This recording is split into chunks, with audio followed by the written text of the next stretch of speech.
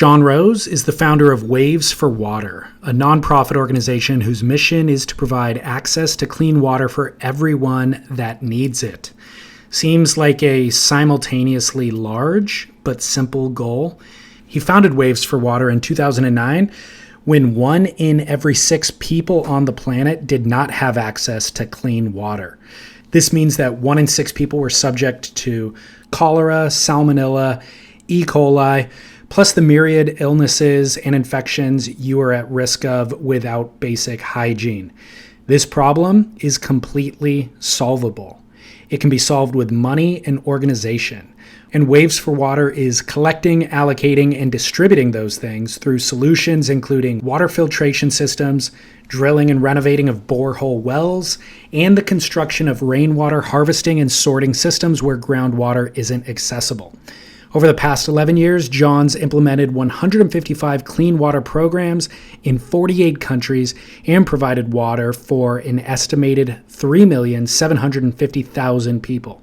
His organization has also provided disaster relief and responded to 33 major natural disasters to date, including initiatives in Nepal, Bosnia, Philippines, Indonesia, Haiti, Japan, Chile, and Pakistan. Jon Rose first arrived on my radar as a professional surfer in 1999. I was a senior in high school, reading every surf magazine that was available. Magazines published a list of regional contest results at that time towards the back of the mag, and I saw Jon's name a few times. Then eventually saw him featured in a Quiksilver ad when Quiksilver offered up that precious space to someone other than Kelly Slater. This was the heyday of surf magazines. Ad spaces were filled with everything from our beloved brands. Volcom was advertising Magnaplasm with a double-page spread. The recently launched Hurley was showcasing the Malloy Brothers. Even Radiohead advertised their new album Amnesiac in Surfer's annual Big Issue. You'd see the unlikely pairing of Kelly Slater and Bobby Martinez mugging together in a K-Grip ad, and an endless list of now defunct brands like Red Sand Clothing, Anarchy Eyewear, and Animal Watches. All of this made for robust budgets for photo trips and supported a vast network of professional surfers who never needed to enter a contest to stay relevant. Jon Rose was lucky enough to be raised near the hub of the surf industry, and he lived just 20 miles down the coast from his sponsor's HQ. And so he was able to spend most of his year chasing waves on a mix of Quiksilver team trips and invites to join a magazine photo editorial trip. He was never going to dethrone Kelly Slater nor Tom Carroll, but the growing Quiksilver had an expanding need for marketing imagery to fill their point-of-sale displays at retail. Plus, they had product category expansions into watches, backpacks, footwear. And Jon's timeless style, power prowess, and tube savvy positioned him perfectly alongside teammates like Danny Wills and Ben Bourgeois, regional superstars who could trade waves with Kelly if they got called up to the Indies Trader for the crossing. That was, of course, until 2008. I had outgrown my teenaged interest of staying current on amateur contest results. And when I did my monthly leafing through a surf magazine, Rayettveld, Royal, and Realm ads were all gone.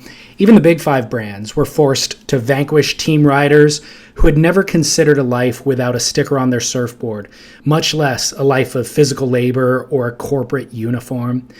Jon Rose was in his late 20s at this time. He was recently married and had only ever increased his expenses, and now was faced with a significant decrease in his income. And that's where we start our conversation today. This was recorded remotely in our respective homes, me in Southern California and Jon in Northern California on June 11th, 2020. My name is, of course, David Scales for Surf Splendor, and I hope that you enjoy my conversation with Jon Rose. I would love to hear the moment or when you decided to kind of officially stop pursuing professional surfing as a career. Well, the real moment is when you get the sobering call that like your contracts are disappearing. That's oh shoot! Did you get that call? Well, not in so many words or exactly that way, but I mean definitely. There's an arc in any profession really, but specifically sports or performance based professions, there's definitely an arc, there's Totally. the rise and then the peak and then the backside of it. And you have to be in complete denial to not see the backside of it when you're on it. Like, all the kids are better than you, basically.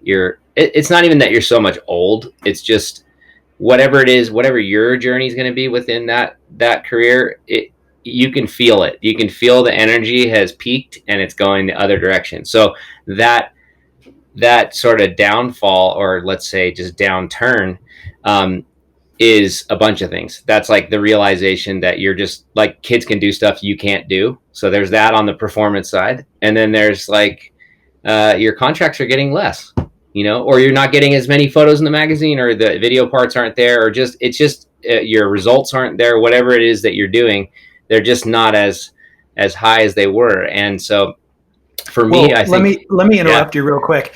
You're saying it's obvious. It was obvious to you. It's not obvious to a lot of surfers. I'm not going to say who, but I was on somebody's Instagram page last week and they still had the word pro surfer listed in their bio line. And it's like, I don't think they've made a dime off surfing in 10 years. There's a lot of people that are still holding on to the dream, So you're totally right. There's a lot of people astute observation on your behalf. Oh, thanks. And I guess that's the point I was going to get to, is like, I was always a realist about, and not just that, but I think I am in general. That's just kind of my nature. And, but I will say, like, and you're totally right. I mean, I have a bunch of friends that just milked it and milked it and milked it. And looking back, if you think about like the charmed life that is being a pro surfer, regardless of what level you're at, you're still surfing every day. And it's like, really, it's so to look back and say like, oh, those guys blew it and they were milking it. I don't necessarily have that interpretation anymore, because I think, like, more power to them. Yeah. They might be blind or blinded a little bit, or living in denial, but more power. Like, hey, I understand the reality and the shift from that world to like the quote real world. It can be a shock for me. I definitely had a hard period. Like, it wasn't a graceful transition, to be honest. I definitely, and I think the main thing I attribute that to is sort of an identity crisis. Okay. Even though I had the capacity to look beyond, like, I definitely did, for sure. I think just my nature was that way. So thankfully I had that, but I still had only ever thought about surfing or that as a profession. I mean, I turned pro out of high school. It wasn't like I loved other things, but that was my passion. So right. it was such a one-track mind. And then as you start going, as I described, that sort of downturn on the other side of things, and you start to go, okay, there's less money coming in, there's less. Yeah, of course I was forced to kind of think of new things, but at the same time, I was also wrapped in this idea of like Jon Rose, the pro surfer. That's who I was. And what I've come to realize now is like, it's not Jon Rose Waves for Water. It's not Jon Rose the pro surfer. It's just Jon Rose. That's who I am. That's who I was born to be, sort of. And all these other things, these other chapters, are enhancements of that person, not the thing that defines you. So that's been my journey. Like, I've come to that conclusion, and I understand now that there's a lot of chapters, and there's not one thing that has to define you. But it wasn't so smooth as you say. It was, I was in a marriage that was kind of failing. I didn't have the money I once had. I had no idea what I was going to do next. At the same time, like I said, maybe I just was lucky in the sense that I had, I felt pretty resourceful as a person, kind of a survivalist no matter what. Yeah. And I would always provide, but I just, the feeling of losing your passion, the thing that makes you the most happy, and not losing it. Like, of course I could always go surf, but the feeling of like potentially not doing that as a profession, it goes dark. You get dark. And I think a lot of our friends, a lot of people we've been talking about, either guys who milk it or guys who don't milk it and just have like a really bumpy transition, or don't transition at all and just completely crash and burn. Those, like, I get it. I understand. Well, I think So kind of the bigger question that I was leading towards is, for me personally, not being a professional surfer, but just being a recreational surfer, surfing has become less fulfilling than it originally was. And it's more fulfilling in certain ways as a reprieve from my real life, but it's less fulfilling as just a thing itself. So when I was young, it could be the only thing in my life because it provided enough fulfillment. But as you mature, I think you need more inputs in your life, and you need relationships, and you get gratification out of professional pursuits and that sort of thing. So part of my question to you was just, did it become less fulfilling? But also in kind of light of what we're talking about with other pros not transitioning out, is that's all they know, and they didn't invest in any other things in their life, so they don't necessarily have any interests outside of surfing, but they also don't have any skill set outside of surfing. So as that income starts going away, they're clinging on to the surf thing because that's the only income they know. But it's innately just less fulfilling for them probably as well, but they have to keep doing it. So I think that's where a lot of that crux comes in. But I don't want to put words in your mouth. I don't know if surfing's become less fulfilling for you or not. But No, you hit the nail on the head, and I think when you see those certain individuals, as I said, crash and burn, that's because it's a combination of all the things you just said. So that's because yeah, it is less fulfilling. That's the main thing. It's less fulfilling, so they're not getting that same fire out of it, but they also right. don't have anything else to do. They also don't have any skill sets. And so if you're just continuing to do something that's actually not fulfilling anymore in the same way, then you're going to turn to other Sure. things, potentially drugs, like that's where the crash and burn comes in.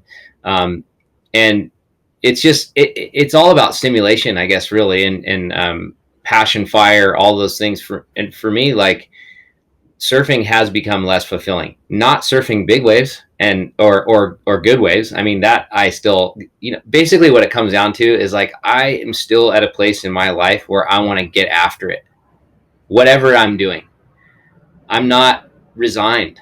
Like, I love being a beginner at things, especially at 42 years old. Like, I think it's the coolest thing. I think it's literally the fountain of youth, and the key to a successful, happy life is constantly being in that beginner's mind. Because that learning curve when you're beginning something is really steep, and that's where it's exciting and super fulfilling. So for me, I really, I mean, I live in Truckee. I don't even live at the ocean anymore. I live up at Lake Tahoe, and that's because all of the other things that I'm really passionate about, that give me so much fulfillment. So motorcycles, climbing, snowboarding, mountain biking, all that kind of stuff, just basically being in nature, hiking. All that stuff is at my fingertips up here. So it's the same equivalent of, like, living on the North Shore and being super geeked up about surfing. Like, it's right. You can do it all day long, and it's right there. I don't have to, like, travel in my car, put my rack on, and, like, I can go out of my house on my dirt bike and go to Wow. Oregon on dirt roads if I want to, and dirt trails. So that kind of stuff is how I've found fulfillment. Again, of course, I have fulfillment with my job too, and all that kind of stuff. But I'm just talking about that same kind of feeling, that pure stoke feeling that you had with surfing. If you can parlay that into other things and be the kook, like, being a kook's the best thing you could possibly be, in my opinion, is because it's the funnest time period. It's the same as a startup in a business. You'll never ever have that time period again. It'll either become very successful or it'll fail, but that beginning is really exciting. And so so that's how all those sports are for me. I mean, I not saying, some of them I've been doing now for a decade or two, but so I'm not at that same beginning stage. But, like, I recently just really picked up mountain biking, and I did it when I was a kid, here and there, but I'm talking about, like, fully into it, and I'm, like, so geeked up on it. And so I think that with surfing, I don't get the fulfillment. Like, if I go down to Orange County and visit friends and stuff, and I go out and surf waist high waves, like, I just don't, like, I feel good when I get out of the water because the salt water and that feeling you get, but that's it. Like, I have zero desire to do that. It doesn't give me the Yeah. fix that I'm looking for. And that's what I was saying is like, I'm really in a place where I still want to push it. I want to like get after it. I want to be scared. I want to push my limits. I want to test my abilities. I'm still in that place. I'm sure I will mellow out later on, but that's where I'm at. And surfing, unless you're surfing big barreling waves, It's funny doesn't though. do that I for me. bet that all of those other things, those other activities that you just described, actually inform your surfing. Like if you were surfing every day and surfing waist high waves, you wouldn't be a better surfer. But doing all of these other things, and then once you're in big barreling waves, you'll actually be probably a better surfer for some reason. Like all of those still provide kind of information for surfing.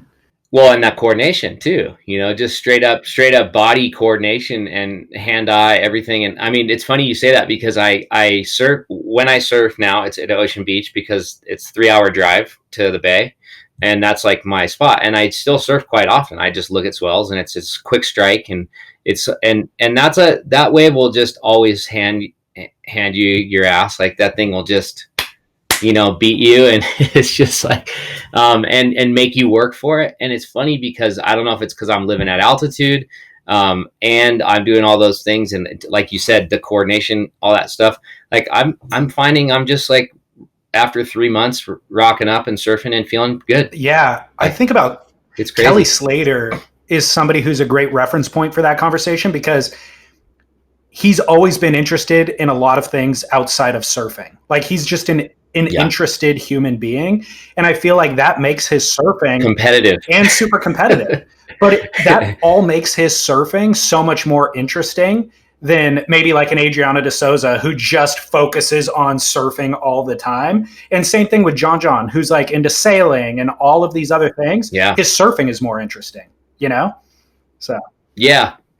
No, you're absolutely right. And I've definitely had friends where they're like, dude, you, like, I can't tell you haven't surfed in 3 months. Like, of course I'm not pushing the levels where I was before. You kind of, I think you flatline a little bit. Like you can be as good as you're going to be once you've kind of peaked. True. You're not going to go, unless you're Kelly and you're like learning 540s at 40 years old. Right. But I mean, for me, it's like, I know this, as long as I'm at this certain level that when I go out, I can always try and get one of the best waves and I can perform on it. Like that's all I really need, especially when it's good, and I can do that. Yep. Like, and that's enough for me. Good. This is all great information. I'm a couple years behind you, but confronting a lot of these issues. So I like having this guidance.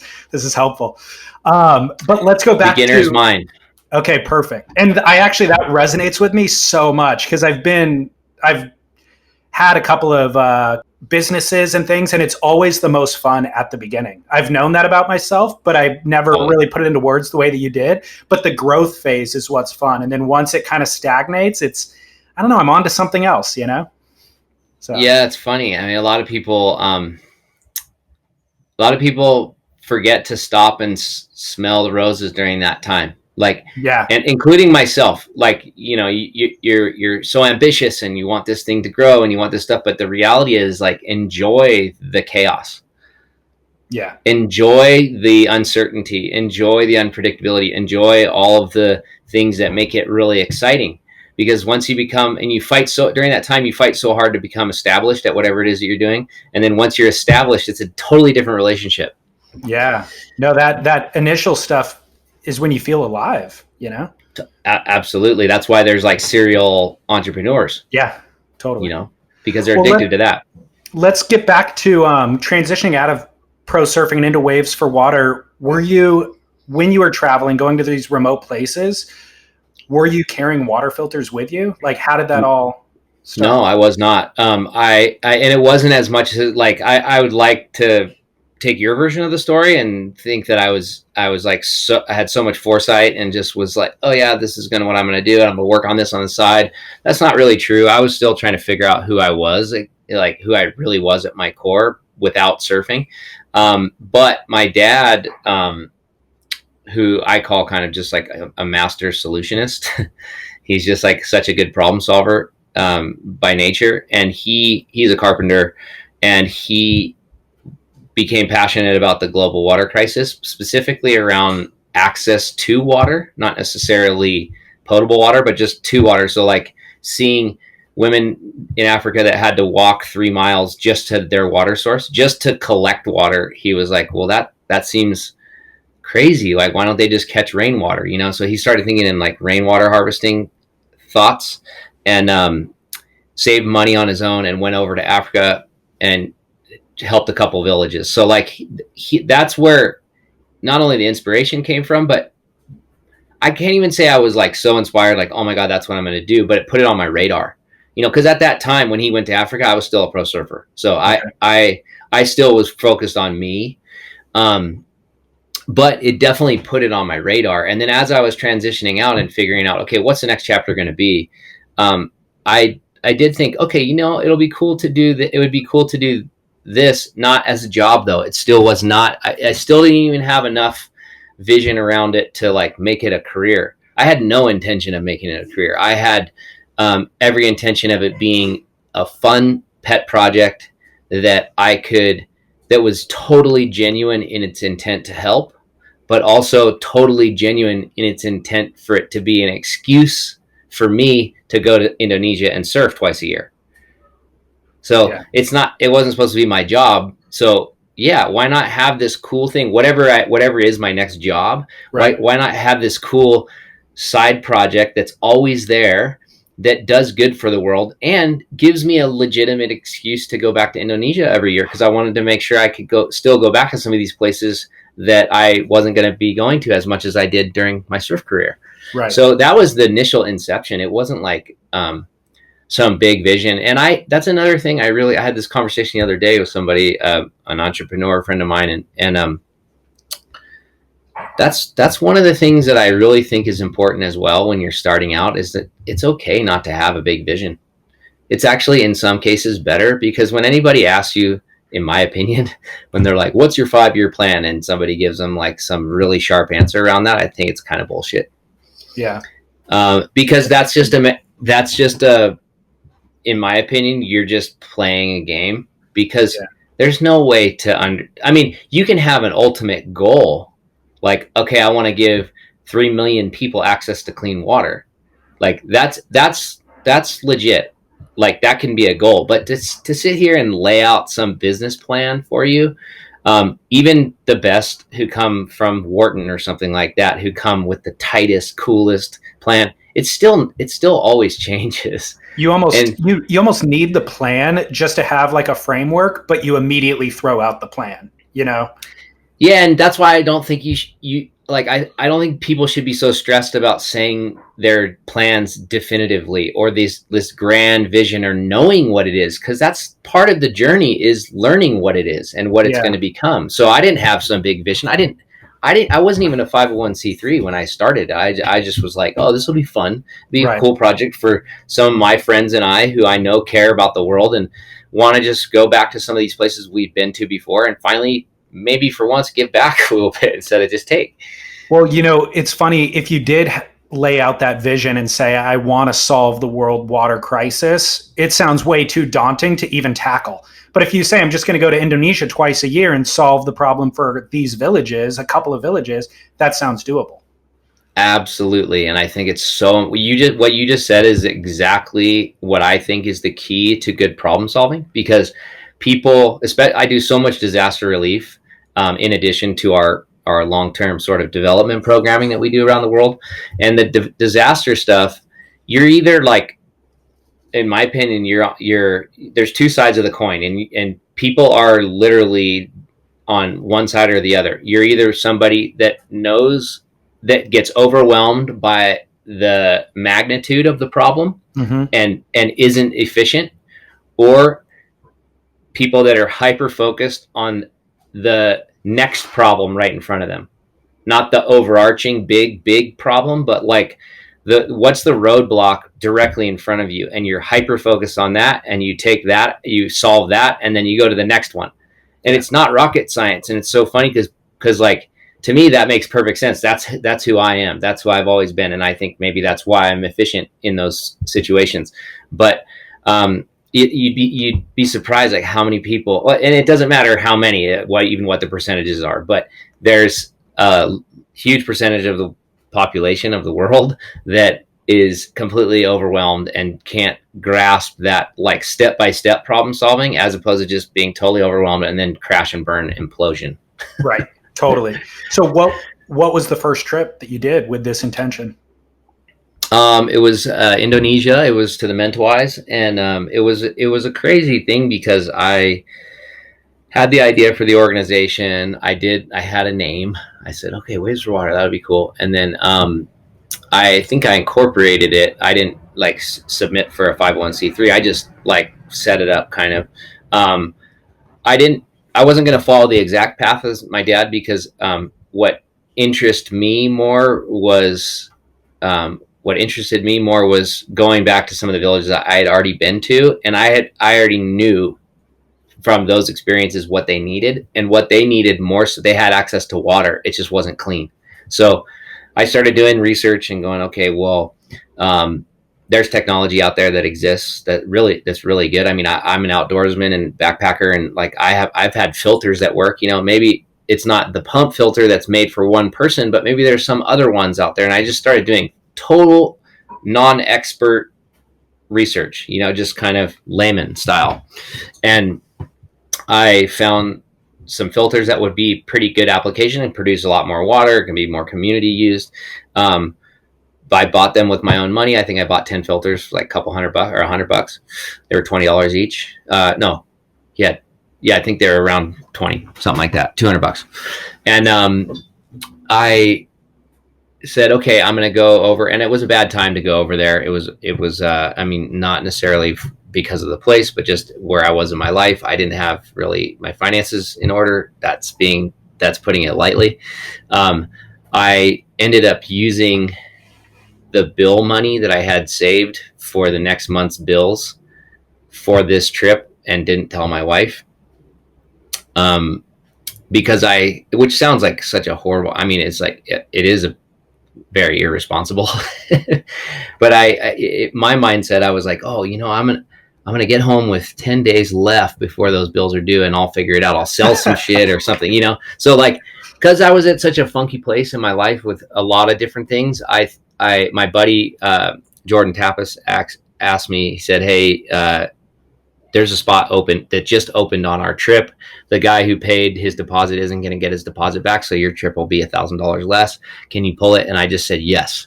Yeah. Even though it was totally the wrong thing to do. But it's such an important part of the story, because if I didn't say yes to that, I wouldn't be sitting here talking to you about this.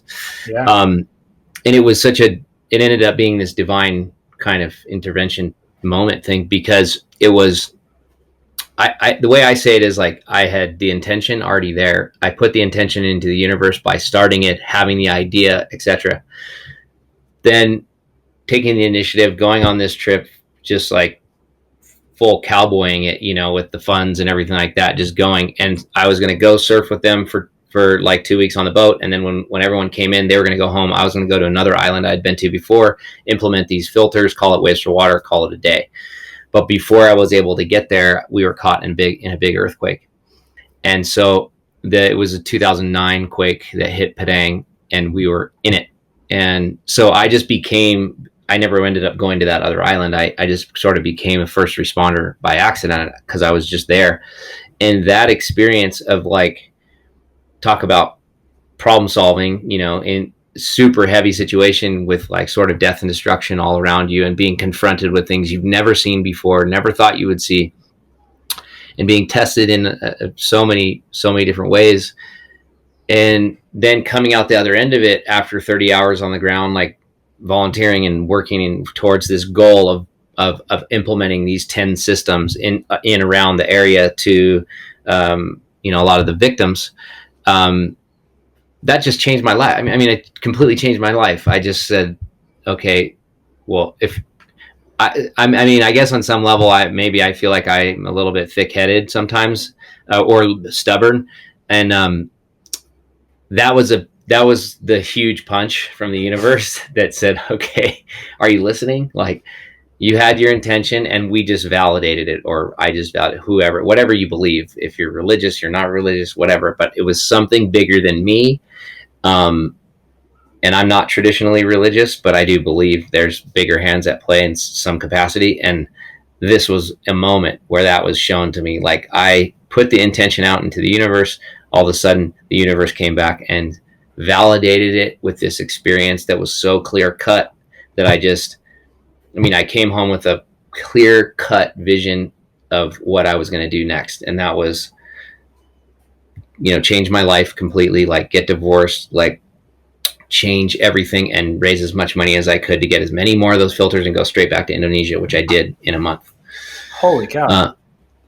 And that was on my way. That was just that was the validation. It was just, I when I was in Padang implementing those 10 filters, it was like afterwards I realized that they helped thousands of people, and I was like, I barely tried. This was just like a fun little, oh yeah, cool, it'll be cool to do. What if I tried? Right. And that's where it all kind of came from.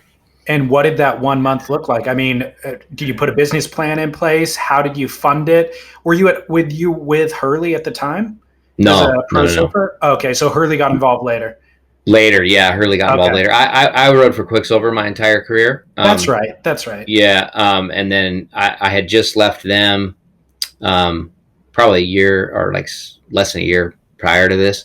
I was not really associated with anybody, and I wasn't trying to be. I was totally just on my next path. And then I didn't have a 501c3, so nobody could really get tax write-offs for donations. But I did I think I held a little event. I basically just hit up friends and family and said, hey, who? Because it wasn't about a big vision. I had a clear vision of what I wanted to do next, which was get back to Indonesia as soon as possible with as many filters as possible. That was all I needed to do. So that in hindsight looks really noble and it makes perfect sense, but I could imagine maybe your dad or the people closest to you at the time thinking you've lost your mind. Like, you come back from a surf trip and you're going to get divorced and you're going to go live this entirely different life without any real structure to it or financial backing or any of that. Was there any apprehension from anybody around you, or did they see it as clearly as you saw it? They saw it as clearly as me, because I was incredibly convincing. Okay. So it wasn't exactly the way you say it, because the reality is people knew I was unhappy before that. Got it. So it wasn't like all of a sudden, whoa. And secondly, they saw, it was crazy what happened in Sumatra was very crazy. And it got back to the local news in Southern California. I think it was like KTLA or KCal 11 or one of those that like reported local pro surfer Jon Rose presumed dead on the news, because we went, when a big earthquake happens in an area, the U.S. embassies do a cataloging of all the citizens, the U.S. citizens that are abroad in that country, in that place, by, when you give your passport to hotels, that's how they do it. They get the information from the hotels. And so they do a census on who's where. And somehow because we had a hotel book, but we never checked in. But to get that hotel, you provide your passports ahead of time. Yep. So we had a hotel, and that hotel was compromised in the quake. So we never checked in. We just never showed up because we hit rough seas and we got in late. We just stayed on the boat that night. So there was all these things, and somehow that information, through whoever reporter was doing reporting, was able to like find that information, and then because now I know how the news works, if you want to call it news, but the entertainment that we call news, if 5 news channels are covering a disaster, they all want their own thread. They all want their own thing to make their story a little different. And somehow someone in this place, whether it was, I think, Channel 11 or it was KTLA, but they came across me and my name, whatever. And because I was a local pro from Southern California, and it was just kind of, that was their thread. That was the story they wanted to go with. Right. And so they went with that. And so a lot of friends and family saw that before they heard from me. Yeah. So when I came home, it was clear. Everybody knew that I went through something really, really intense. And I also was so focused and so clear when you're in the presence of somebody who's incredibly clear about who they are and what they're doing, it's contagious. Yeah. It's super contagious. So I hadn't felt that clear since I was probably like 13 when I decided I want to be a pro surfer. Like, you know, it was just like that, Yeah. that determination and focus and vision. And it was nothing else is going to stand in my way. And it wasn't that I want to now start this organization. It was, I didn't care about what the big picture was. I didn't care about, I was so impacted by that experience that I wanted to get back over there and help. I didn't care where I was going to be in 6 months.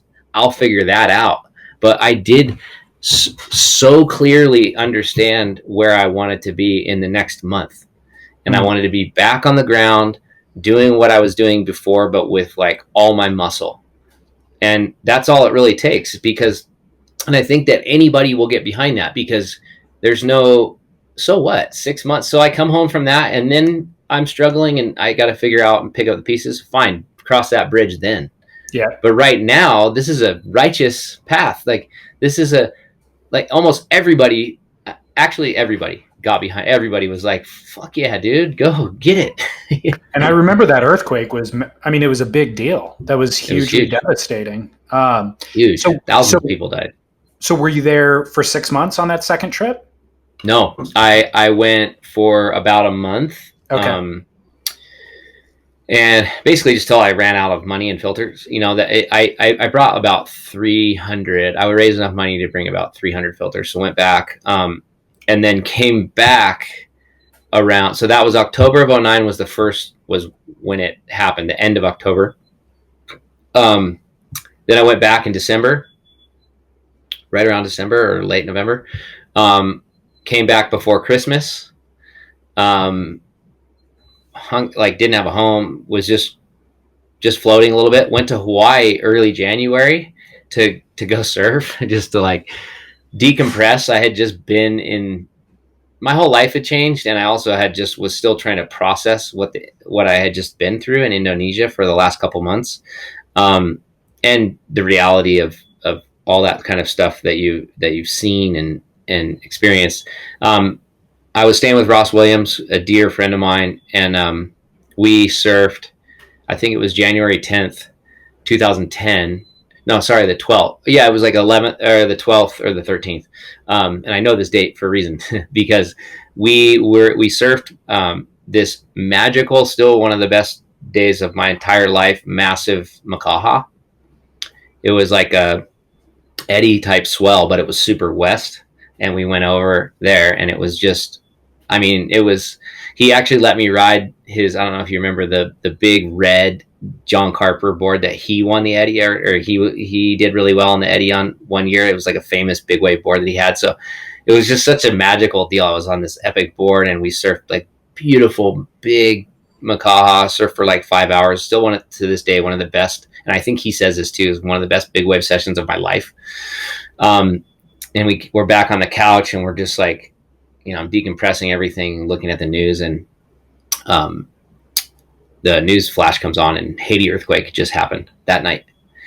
And I didn't have any idea of like, oh, well, that's happening now, I should do that. I had more attention around it because I was just coming out of a disaster zone. And I got a call that night, I believe. It was like only hours or potentially the next morning. I can't remember the exact sequence, from somebody who was putting together, somebody who had seen, because there was a lot of news stories that came out on my Sumatra thing, because it's kind of a miraculous situation that I was there and was able to help. And I was, you know, somebody had seen that piece, and they were putting together a relief team for Haiti that was going to provide medical, food, water, not necessarily in that order, but those three things. And they just remembered my story, and they were putting it together. They were not traditional aid people or relief people, but they just were passionate about helping, and they had access to money. And they said, hey, is what you did in Indonesia viable for Haiti? And I said, yeah, absolutely. Even though I didn't know for sure, but I had a good idea that, yeah, these two situations will probably be similar. They said, great. Do you want to go tomorrow? And I said, sure. I don't have a job. I don't have family. I don't have kids. I don't have a home. I don't have really anything, any expenses or anything. I'm just, yes, I'll go. And so I jumped on a chartered flight with them, and thought I was going to go for 2 weeks and stayed for 2 years. Wow. That's amazing. What was it like on the ground in Haiti, and how similar or different was it to your previous experience? I mean, I would imagine you're learning on the fly. There's got to be a tremendous learning curve there. Oh, yeah, I mean, you're just at hyper speed. You're learning, being confronted with situations where you have to make decisions that actually impact people's lives, not just like you think they are, but it really, and you're like, that's a lot of pressure. Yeah. But what I realized more than anything, and I got this crash course in aid work, development work, foreign policy. I mean, just you name it, anything to do with like international policies, response, aid, um, medicine. I mean, just a number of different things, because it was a melting pot. It was a very, very small area that got hit, that was heavily populated. Okay. So because of the proximity, you're just rubbing shoulders with the heads of UNICEF, whether they like it or not. You just are. It's just everything's mashed together. And I've done 25 disasters since then, and they're not all like that. Some are really spread out. This was just, and the severity of it all, how much death there was. I was just seeing things that you could not even imagine. I thought Indonesia was bad. This was like 500 times worse. And because it was such a melting pot, and it became the epicenter of the aid and sort of disaster relief world for a long time, it couldn't have been a better proving ground and training ground for me. I mean, it just became, so everything that Waves for Water is today was built during that time.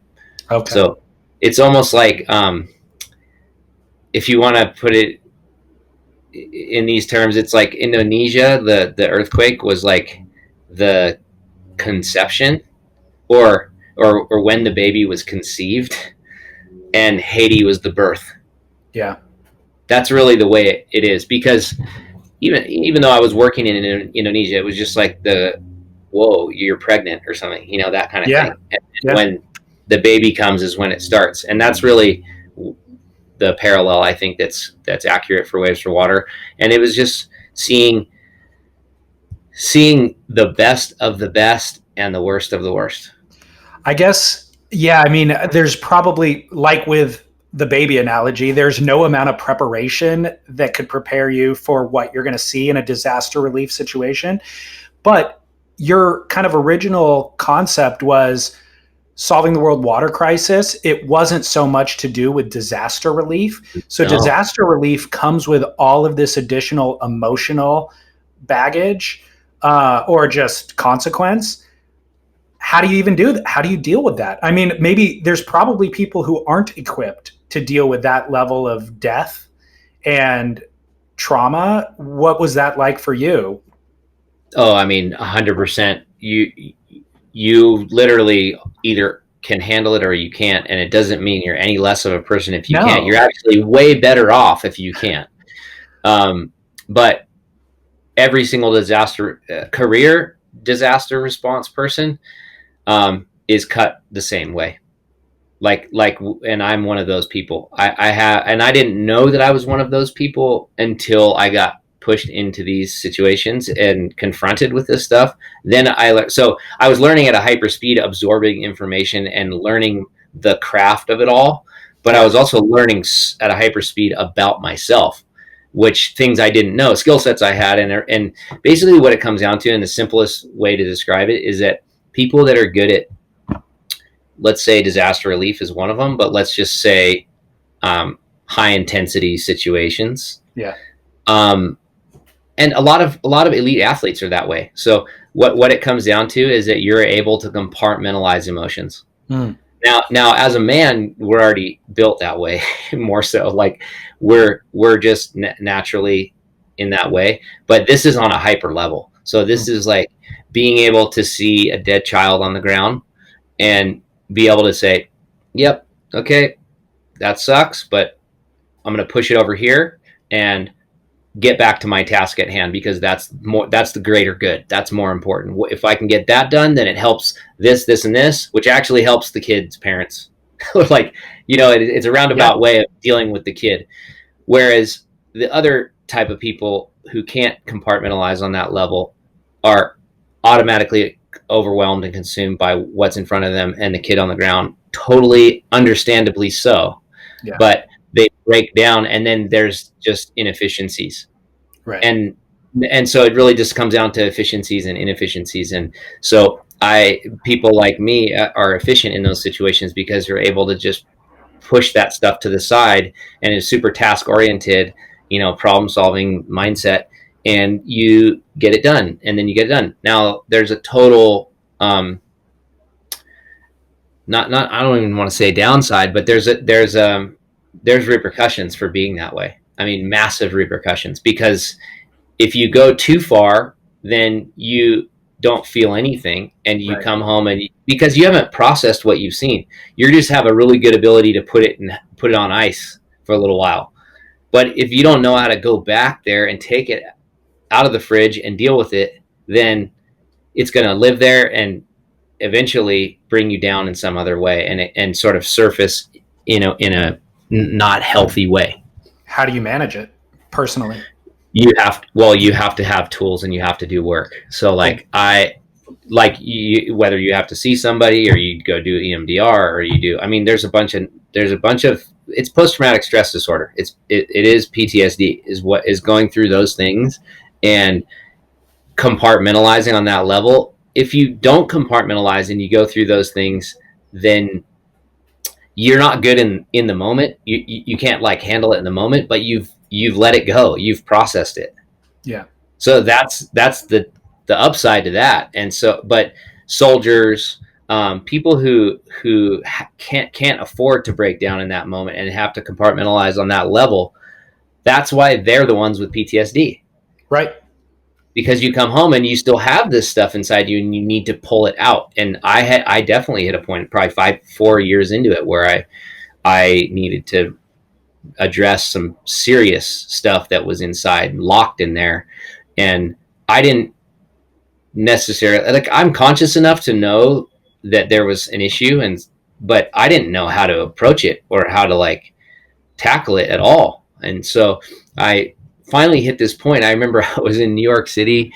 I was just in Afghanistan working with the U.S. military during the active, like one of the most kinetic fighting zones in Afghanistan, Kunar Valley, during the peak of the war in 2011, 2012, I think, and came back from my stint over there, flew in a time capsule, that an airplane, like flew less than 24 hours, and was standing on the corner of Prince and Broadway in New York City, and looking at all these people and just going like, what the hell is going on? Like, basically feeling so not grounded and so detached from reality that I didn't feel like I was even participating in what I was seeing.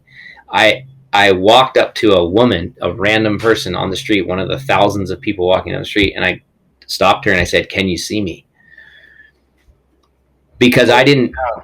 Yeah, and of course that freaked her out, but Yeah. but that was like one of the points where I realized, like, okay, I wasn't like super down and out and like, oh my God. It was just more like, okay, I'm not grounded. I'm not in this reality. Yeah. And I'm not in that reality either. I'm not back in Afghanistan. I'm like floating somewhere. Just like, disoriented. am I disoriented? I'm not part, who am I? Like, am I part of this world? Am I part of that world? I guess maybe an astronaut could feel that way, right? You've experienced something that very few people have experienced, but then you're back home with your wife and kids, and you're like, hey, I mean, I had another experience where I was at dinner in New York around that time, and I don't ever like to say, like, if the conversation comes up of like, or whatever the dinner table conversation is, I'm never the one to be like, yeah, I just got back from Afghanistan. It's just not my thing. But it did come around to me, and somebody was like, oh, they knew what I did, and they're like, where was your last trip? And I'm like, actually, it was Afghanistan. And their response was like, oh, neat. Hey, Bill, did you hear they're opening a Trader Joe's down the street? And they're like, amazing. Like, because Wow. it's so huge for somebody to even process, and not even it's alien, right, Totally. to them. They're like, Afghanistan just went right over their head and couldn't relate whatsoever, and then all of a sudden the mention of a new Trader Joe's was like huge news. Hmm. And that was another moment where it dawned on me, and I just said, look, I don't judge anybody for any of this. Like, if anything, I'm kind of judging myself for feeling even more alienated, and I need to come to terms with that. And so that's going to be through a process of work that needs to be done. And I didn't know what to do, but I started to ask around, and I went and saw somebody that helped, a PTSD sort of specialist that really helped me develop some tools. I did a bunch of things. So now I have I'm still that same way with compartmentalization, but I don't know if I could ever not be, but um, it's, I can get that stuff and pull it out of me at a certain point in time. Do you have advice? Just, I'm curious for listeners who might be struggling with something similar. What therapy works for you? You mentioned EMDR. Is that That's effective? really effective. The number one thing for me, and I think you hear a lot of the big wave guys talk about this. All the soldiers, I mean, we have a military veteran division for Waves to Water called Clean Water Corps. We've done a lot of work with the military over the years, but also being around them and just so much and so intimately that I've learned a lot from them, and like talk to them about stuff. And I've always been like, hey, what do you guys do? Like, what is the SEAL doing while he's in the chopper on the way to get Bin Laden? Like, how does he stay calm? What is it? And I dug into that because I was like, that's an extreme situation that I won't ever experience Yeah. that level. But why not use that as the example? Yeah. Okay, that's the Totally. peak. And so the response almost unanimously was breathing. But intentional breathing. So like what I like to do is box breathing, which is what a lot of the SEALs do. And box breathing is just kind of like a pranayama style breathing, where it's called box breathing because a box has four sides.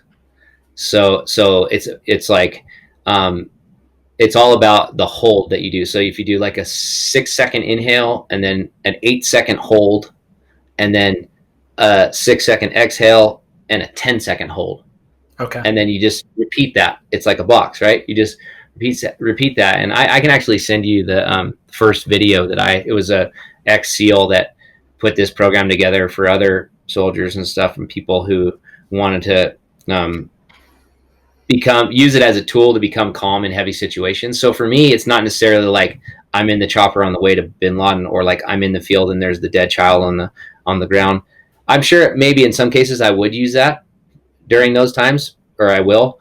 But for me, it's like after I'm home, Yeah. and I do it as a practice. So if I do that breathing for 10 minutes every morning, and then a meditation on top of it for another 10 minutes every morning, and then I do like make sure that I'm physical. I have to be physical. I have to get that blood pumping, whatever sport I'm doing, then I'm good. Like that's the key for me. And those are really simple. I just said it to you in 2 minutes. Now, not everybody, that won't be enough for everybody. That's just sort of where I've ended up now. Some people need greater work to be done. But I like that you already have all the tools. It's not like you need to go out and buy a bunch of equipment or download some expensive software. You have it all. It's pretty simple. You can get it all done, even with a physical exercise, in probably an hour, and then you're able to do your day. Oh, then I'm grounded. Yeah, I'm like really grounded. I'm not fazed by things. The stresses and pressure that come with your just daily life, and on top of it, running a global organization where I don't have 9 to 5. It's 24 hours a day, 7 days a week, because it's always work somewhere. Being able to manage that and not be consumed by the stress, that only happens because of those tools. Yeah. Otherwise, I'm only at this place now. I mean, this is 10 years into it. Totally. I had to go through a series of really big peaks and, more importantly, valleys that got me to figure out my program. And you know what? I did have to also go go seek help from a professional at one point too. So it wasn't that those tools I use now is like, that's the maintenance, and that really keeps me good. But they wouldn't have worked, just those alone, when I needed to go see somebody who could help shine light on the bigger challenges that I was facing. That's just the reality. That's just me. I mean, everyone's different. There's so many mental health challenges out there, especially right now. And there's a number of things at work. For me, this is kind of my program. Well, in addition to the learning that you're talking about along the way, I mean, you are building a global nonprofit organization, which is very different than just going to these places and installing filters. I mean, this comes with a whole back end of accounting, staffing, funding, like all of that. So tell me a little bit about that process. I mean, how are you able to develop relationships with the United Nations, the US military, then PayPal, then BMW? How did you pull all that stuff off? Tell me about that process. Yeah, I mean, I guess just trial and error. But again, I think it goes back to being, when you're in the presence of somebody who is true, who is in their 100% in their truth, it's contagious. So it's less about, you know, you see it in the surf industry a lot with the opposite of that. So like a new company comes out, they have their funding and they put it all into marketing, but the product isn't good. Right. So it's like, what are you providing? Are you able to stand super firmly on that? And then I believe if you are, then everything else comes. So I didn't, like, the hype up front is the worst thing you could possibly do to yourself. Totally. And sell yourself. And so I didn't do any of that, to be honest. I just went to work every day. I just was like, okay, I'm gonna go to Haiti. Now I'm in Haiti for 2 years. When I was in Haiti, that's when so-and-so, you know, I'm just rubbing shoulders with the UN people. And I made all of those crazy contacts during that time. And then they were like, look, you're doing great work. You know, I didn't go pitch anybody. It was just every single day I was working. I got up every single day. I had really good follow through. I also believe that, like, one of the keys to success, at least in terms of business, is follow through. Like, do what you say you're going to do. If you just simply do what you say you're going to do every single day, you'll be successful. Because so many people don't. Yep. You don't even have to be that smart of a person, because you can make up for it with accountability, follow through, you know, all that kind of stuff. You built this great credibility for being somebody that can be counted on. And so there's that, like, coupled with, hopefully you do have a good idea also. And if you're really making, like, I just went out and worked, and yes, then it was, but I also was in a unique situation. I didn't have an overhead. I didn't have staff in the beginning. I didn't have family. I didn't have anything really. I could just be totally fluid. Right. And that made it easier for me to just make these, like, pretty good incremental jumps. And next thing you know is the UN saying, hey, our friend, or one of our staff who worked with you in Haiti, said you're doing really good work. We want to learn more. And then I put together a proposal. And of course, learning, you know, my proposals back then compared to what they are now are totally different. Yep. So you just learn as you go. In terms of corporate sponsorships, that also just happened kind of organically. You know, I mean, Hurley was, I rode for Billabong when I was a kid. Before I turned pro, I rode for when Bob Hurley ran Billabong. So I knew them, but, and they were always really great people. And then I was with Quicksilver my whole career. And then I started Waves to Water and was on that path for a couple of years before they reached out. I was living in Haiti at the time. And they basically said, hey, look, our company doesn't really stand for anything. Like, we wanted to stand for something. We wanted to obviously be about surfing and all this kind of stuff, and surf lifestyle, but we wanted to stand for something and mean something too. And we chose water because that just makes sense. And we heard what you're doing, and, you know, we want to know more. So I flew home from Haiti, and I was kind of over it, to be honest, because I didn't, not because of them, but just more like, look, my life, I was living in Haiti. My life had taken such a departure from the surf world that I didn't even think about, Like that just seemed weird. It almost seemed like I was going backwards or something to go, but they were so cool. And Bob Hurley and Roger Wyatt specifically too, who was the CEO at the time from Nike, and he just looked at me and said, "Hey, look, this is not a flash in the pan type thing. Like we want our whole brand to stand for this, and we want it. What's it going to take?" And it just basically over time became this very, very good deal that they were like putting real skin in the game, and they meant it. And it wasn't for 1 year; it was many years, and it was like really commendable. I look back and go, God, that they really, it went all the way until they sold the Blue Star. Right. So that's like that's a long time. That's like 8 years or something like that. So they were being honest. They were being truthful in that, and so that happened organically. They were a really great support system for us and myself. And then BMW was because I won this award or something. And I gave a speech, and there was a BMW CEO or exec in the audience, and it was like a award. I got a humanitarian award in Europe, and he came up and said, "Hey, I think it's really interesting what you're doing. I want to hear more." And then we developed this huge 5-country-wide development program with them, CSR program, and just based off that conversation. And then PayPal came because I had a friend who worked in eBay who said, "Hey, you should come in and talk to us." It was just one of those things. I did make a conscious effort probably 4 years in to move to New York, not because I wanted to live there, but really like, okay, if I want to take this organization to the next level, a lot of my partners are in New York. A lot of the partners I already had, the UN's there. I mean, it just seemed like, hey, you know what? I'm going to be on the road 3 weeks out of every month. So that 1 week I'm home. Why don't I just place myself in the epicenter of the get shit done capital of the world? Right.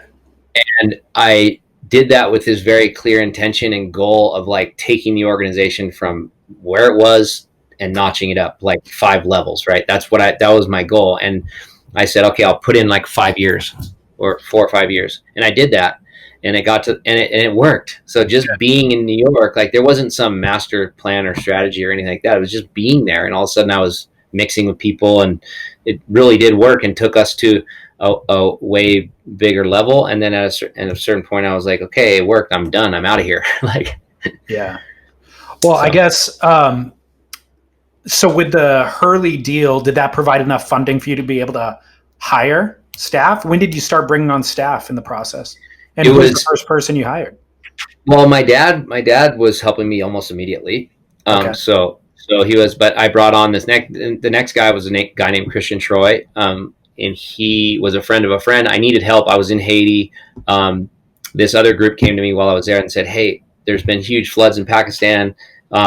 We want to provide water. Would you be interested in partnering with us? Can you do it?" And I said, yes. And then I realized I was only one person. And I was already committed for the next 6 months in Haiti, like with work that I had there, contracts I had there. And I just always said yes and figured it out later. And so I was asking around, I'm like, shit, I need to find somebody to like come in. And Christian was between jobs at the time and was interested in this. I flew him down to Haiti. I had no real plan other than I knew I was going to have a good sizable budget for the Pakistan project. So I'm like, oh, hey, I can't hire you, but I can pay you weekly for the duration of this contract, this project.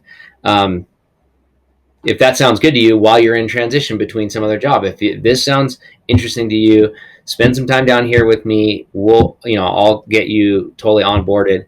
And then if it's all good, you'll go to Pakistan, you'll lead the project there, you'll get paid well, like good enough for that time out of the budget for Pakistan that I knew I had. And that was my first hire. I hired him. He agreed. He went to Pakistan, executed the project over a course of like 6 weeks. And then when he came home, I had like more work that came in Haiti. And I was like, actually stay on for another month. Can you? And then eventually just got like, hey, you're on, like, let's just stay. And then it just happened kind of like that. Each level that we grew, I had more money. So it wasn't necessarily because of Hurley. They're a contributor, but it was really more so about like the projects we were getting. Yeah. And and the demand for the extra manpower was paid for by those projects. So Sure. there was a demand from those projects, and the money was there from those projects as well. How is your time spent currently? I mean, how often are you actually on the ground providing water filters and that sort of thing? Well, yeah, my relationships changed with it all because we have just a big global team now. I'm still on the ground a lot. I'm just not. I mean, and our program consists of digging wells, rainwater harvesting, water filtration. So it's not so much like are we just implementing filters, but whatever the work is, whatever the design of the program, we have teams that are deployed and are doing that. Typically, local teams that we've built over the years in those areas, those are the ones that are deployed and actually actively working every day, with sort of one international or somebody from our international team guiding it. And so that's sort of the dynamic of it. And then now what I do is sort of like tours where I'll check on everybody. So I check on all of our teams. I'm not out as much implementing myself, which totally sucks, to be honest, because that's like my favorite part. But I also am aware of the nature of how things change and just the natural evolution of growth. Like the way that things grow and your relationship to the thing that you started when you have a bigger team changes. So I'm doing more oversight and just kind of quality control, almost just making sure everything is like in line with our bottom line and who we are, and making sure that as we grow internationally, we have these teams all over the world that they're all in line with what we believe. And it still keeps me on the road a lot. I'm probably gone, for the longest time I was gone 3 weeks out of every month. Forget about the last couple of months. That's not accurate. Right. Obvious reasons. But I'd say before that, I was down to like 1 to 2 weeks gone. Probably more on the 2 week side, which is where, and I'd like to get it to where it's just 1 week a month. Got it. You've, since the beginning of Waves for Water, I've heard you talk about the world water crisis is completely solvable. I would like to know, where are we in that process right now? Who has the biggest needs? And then also, how do you prioritize which communities to outreach to and solve first? So the cool thing about the water crisis is it's totally solvable, and meaning there's not like a big question mark when it comes to solutions. The solving of, or the development of vaccines, for example, or trying to cure cancer is still not solved. Those are things where people are working tirelessly, and so great that they are, but they're not solved. This one is not like that. This has, now the solutions will get even better and better and better as they go along, but they exist right now. If you just took the solutions that exist, you could solve it. It's a matter of money and organization coordination, right? Which are all very challenging things to put together. That being said, when I started, it was 1 in 6 people didn't have access to clean water, and now it's 1 in 9, basically almost 1 in 10 now, probably 1 in 10 to be honest. So that's good. That's progress, right? That's like measurable progress. Those numbers have changed. It's not a result of me.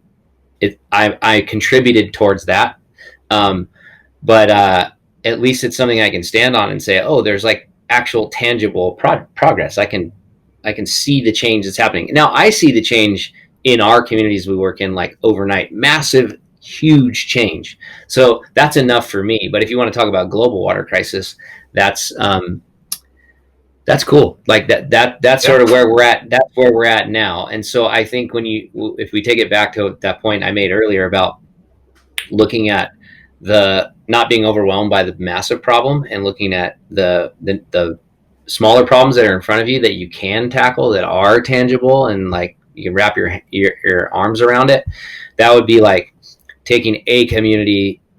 I mean, if you want to get really granular, it's a family, but then a community, or a city, or a state, or a country, and thinking of it in those finite terms, and applying yourself 100% to tackling that problem right there. And if you theoretically, if you do that, if you and a number of other people are doing that at the same time, it's sort of like you're all these centers of an onion, right? Of onions that are out around the world. And as you keep doing that, you start fanning out into the rings of the onion, going wider and wider and wider and wider, and hopefully they connect at some point. So you and other people doing that, and that's where the greater problem, the global problem, is closer to being solved. So if that makes sense. It makes perfect sense. Do you think that you will see it solved in your lifetime? I do. Do you? I do. Yeah. I'm young, man. I'm not questioning. I'm not discounting. I actually think it'd be a lot of listeners are probably shocked to hear that it's 1 in 10 people on the planet don't have access. I mean, that's so foreign to our experience, you know? Yeah. Well, it sounds crazy, but 1 in 6 is a lot. Oh, I know. Is even worse. You know? I know. Yeah. So it's, no, I mean, but most of the people listening to this are, privileged, you know, Westerners. like just you're privileged. Just you grew up in a place that you, even if you're a homeless person, you could go into the 7-Eleven on the corner, use their bathroom, and put your mouth on the sink, drink the water, and not get sick. Right. That's called infrastructure. That's what we have in these places that are developed. Now, majority of the world isn't developed. Really, doesn't mean that it's like, quote, third world or whatever. It just means, I mean, some places are totally fine, but they're not fully equipped with nationwide infrastructure. Right. They're not. They're great places. I mean, I travel through a lot of them, you know, but like there's probably only 5 or let's say 6 or 7 countries in the world that actually are fully developed. Yeah. That means you have healthcare, education, transportation, water, sanitation, everything done nationwide. Right. And that's like a great North Star to have. That's cool to have that. It doesn't mean you need it by any means. I mean, but the senseless death and sickness that happens to when there's a lack of some of those pillars of infrastructure, especially water, where it's so preventable, like that's where I find my drive, because it's just like, well, I don't need all of the pillars of infrastructure really for me, but people that don't have a chance because they don't have this one basic fundamental thing for human life, this very, very the most essential thing, water, well, the most essential thing next to air, to survive, then that doesn't make any sense to me, you know, like let's just tackle that. And so it's been a crazy road though. Well, in the interest of time, let's get back real quick, kind of a couple of closing questions, but about more personal stuff. You've obviously given up a lot to pursue the lifestyle that you've pursued for the last 10 years. You've given up a lot of personal comforts, pursuits, all that sort of stuff. And now you find yourself living in Truckee. Have you been able to reinvest in your personal life since in the last few years? 100%. And I mean, you hit the nail on the head. Now, it doesn't feel like sacrifice when you're fully connected with your truth, or whatever you're calling your truth to be. So for me, my truth was just being fully connected with the thing I was most passionate about. Now, that was surfing for a long time, and then it transitioned into waves for water. And being so connected with that, you get this almost superhero-like energy that allows you to be able to go through crazy adversity, deal with, I mean, I had a couple years I did 500,000 miles. That on, you know, in 1 year on planes, that's like wrong, you know, that your body shouldn't go through that. But I was fine. I was just like, because you're supercharged with this energy that comes from being fully connected with your passion. Yeah. And so, yes, I sacrificed a lot, absolutely, but it didn't feel like that at all. Now, I did definitely hit a point where I felt imbalanced.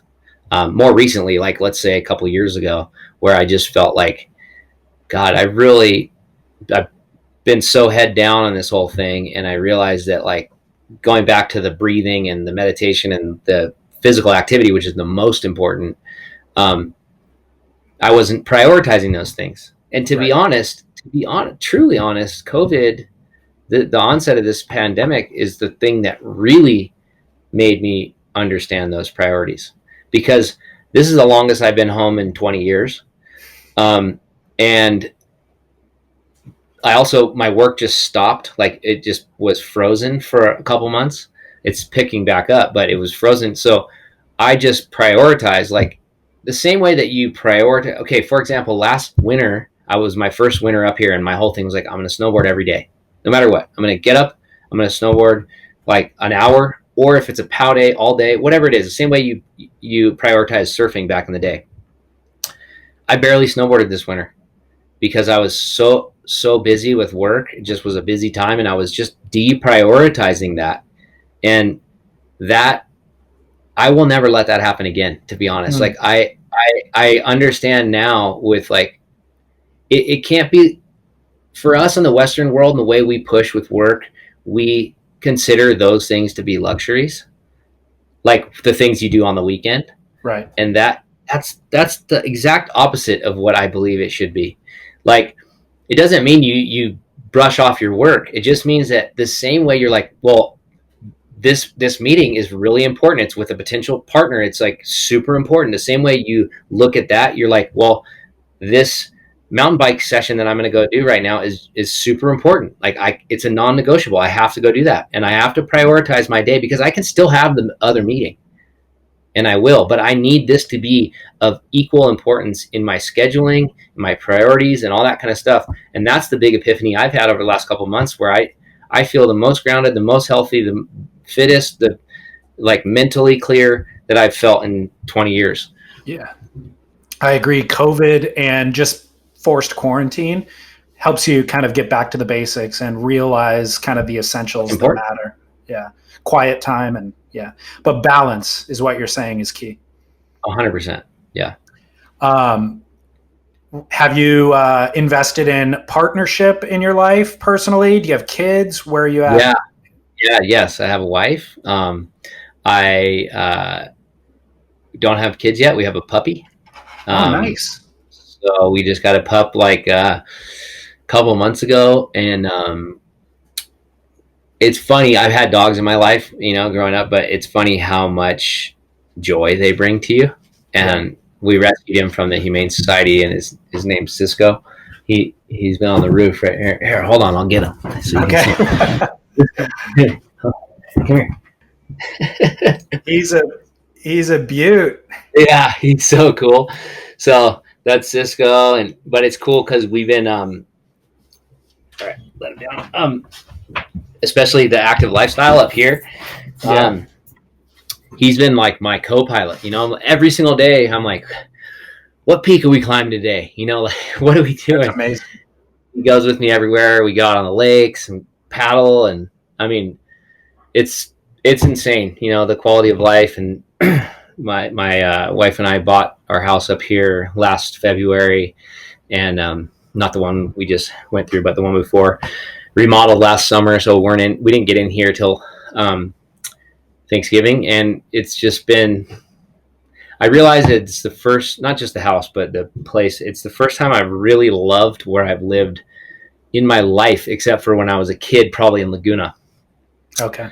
Like that time period, I have very fond memories of my boys there. And like, I moved there when I was 10 from the mountains. And so that junior high school era of being in Laguna back then was just, I loved that. I really did love that. And then I think then once I turned pro, I was basically out in the world.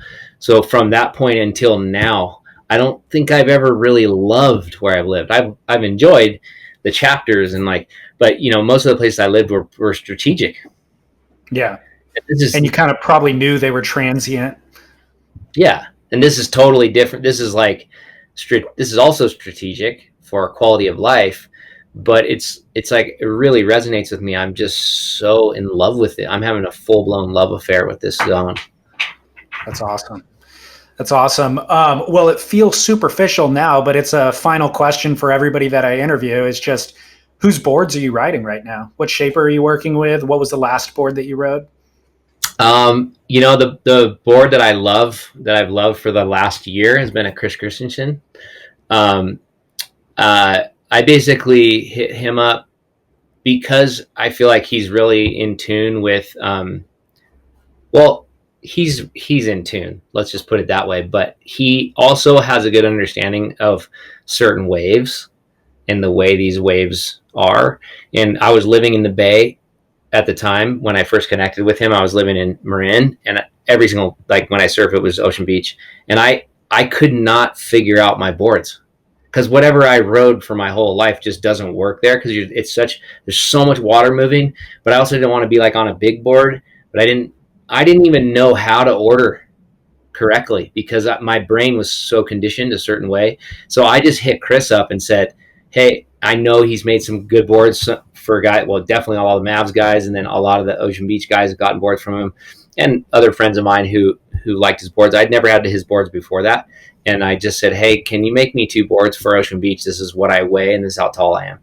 Like, that's all I did, and he said, "No worries," and he sent them up. And when I first got them and I felt them, I was like, "No way, I would have ever ordered this." Like, Wow. if it was under my control, I wouldn't have ordered that because I don't think my brain would have gone there. And they're insane. Like, Really? yeah, they work so good. And I haven't really taken them to. I've taken one on one other trip, but I've been mostly surfing out there, and they work. They're for there, and they work so good. How big are the boards? One's a 511, which is my shorty. My regular shorty is like anywhere from like a 510 to a 511 that I would ride from anybody. So that's the shorty, but it's a swallowtail and it's pretty full, a lot wider than I would order and thicker. But just super good in the hook and just really responsive. And then I got a 6'4" little step up that's really beefy, but works great in Ocean Beach. I mean, I ride it on big days and really good in the tube. And yeah, he just nailed it. It was just funny because I'm like, okay, you are really truly gifted at what you do. It's good. I'm glad that you said that. It's a conversation or a point that we harp on over and over in the podcast is work with a shaper. Like, if listeners don't understand now, a professional surfer who's been, riding boards for 20 or 30 years still didn't know which boards to order and needed to rely on the shaper. Totally. That's the ultimate lesson. So the other boards that I got in the more recent years that I was and am still such a fan of and still will get more.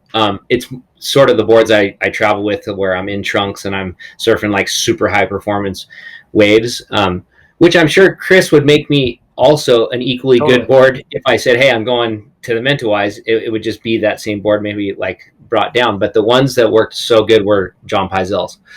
Oh, really? Yeah, I got some boards. He's a friend of mine, and we went on a boat trip together like 4 years ago or something like that. And I started getting some boards from him then. And there's one model, I think it was the model that he made for the Stab in the Dark for Dane. That Dane won, or it's the board that won. It was called like the 74. It was just a model. I don't know if the model itself has been that successful for John, like in the public or out in the market, but I got those, and I've had some of my best surfs of my life on those boards. Interesting. Yeah, I know Peisel fairly well, and I've never ridden any of his boards. And I actually just got a Christensen on Craigslist, believe it or not. Of all places. Yeah, it's hard to get his boards. Yeah. Yeah. Well, it's like I interview so many surfboard shapers over the years that I want to order one from everybody, but you just can't. And Christensen was one that I always wanted, but just never got one. And then I was actually getting rid of a few boards on Craigslist, and somebody reached out and they go, "Hey, I would love to get this off of you, but would you consider a trade? I've got a Christensen." I was like, "Dude, perfect. I've always wanted one." And I've actually been riding that the last couple of weeks, and I think it's the Cafe Racer model, which is like a short board, wide point forward, a little more volume. And Do you yeah, it's like been a it? blast. Yeah, I Yeah. love it. I do. Yeah, I mean, to clarify, it's not hard to get boards from him. It's just that he's booked. Like he has a lot Oh, of yeah. people that want his boards, and that's such a good thing. And he'll definitely make you boards. It's just you might have to wait a little longer, and there's something beautiful about that. That still exists, and I just think I think he's really gifted. He's also an incredible snowboarder and has had huge influence with the Jones family and those snowboards and creating these really surfy snowboards. Um, he's just a master craftsman. Yeah, totally. Awesome. Well, I appreciate all of your time. I will let listeners know all of the details about Waves for Water, the programs that Great. you have, the way that people can get involved, all that sort of stuff. I'll do all of that in post production, but I really appreciate you taking so much time. And Yeah. this is Thank awesome. you. This is a lot of stuff that I had not heard about you before. So I'm thrilled for you to be able to share it. Cool. Thanks. Well, thanks for the opportunity. Yeah, you're welcome. All right. I'll talk to you soon. All right. Thanks.